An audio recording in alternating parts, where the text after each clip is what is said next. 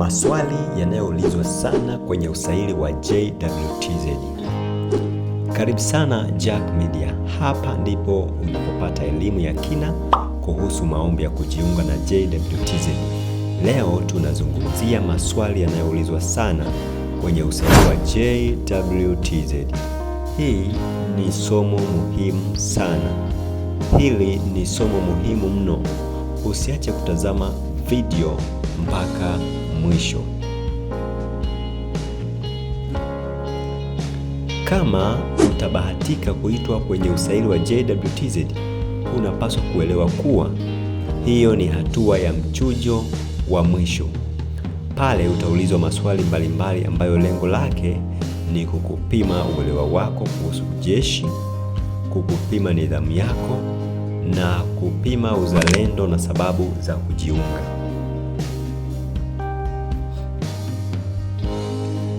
Maswali yanayoulizwa mara kwa mara kwenye usaili ni: moja, tueleze kwa kifupi kuhusu wewe.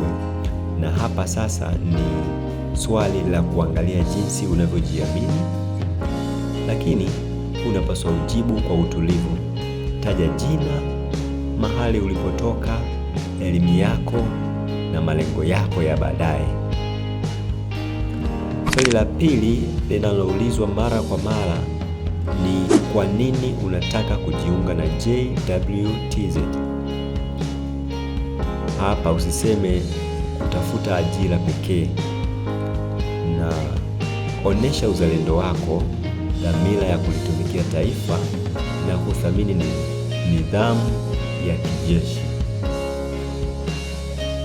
Swali la tatu la mara kwa mara ni unajua majukumu ya JWTZ ni yapi? Jibu kama ifuatavyo: kuhakikisha ulinzi wa mipaka ya nchi, kushiriki kwenye operesheni za amani na kutoa msaada wakati wa majanga. Swali la nne, ulikuwa wapi wakati wa kuitwa kwa maombi? Lengo ni kuona kama una ufuatiliaji na uzito wa jambo lenyewe. Jibu kwa uwazi bila visingizio.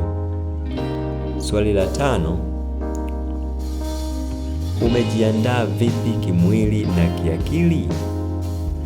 Hapa eleza kama unafanya mazoezi, uko tayari kwa nidhamu na huna uraibu wa pombe au sigara. Swali la sita na la mwisho ni unajua nini kuhusu JWTZ? Hapa taja historia fupi, malengo na kauli mbiu ya JWTZ: utii, uaminifu, uhodari.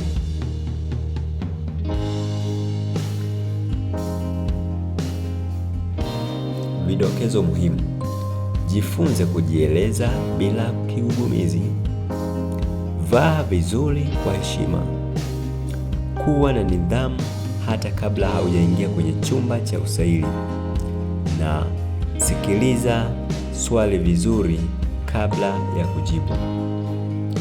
Kama umejifunza jambo jipya leo, usisahau kulike video hii, kukomenti na kushare kwa wenzako wanaojiandaa na JWTZ. Tuko pamoja mpaka uingie kambini. Hii ni Jack Media TZ, tunakujenga, tunakuinua.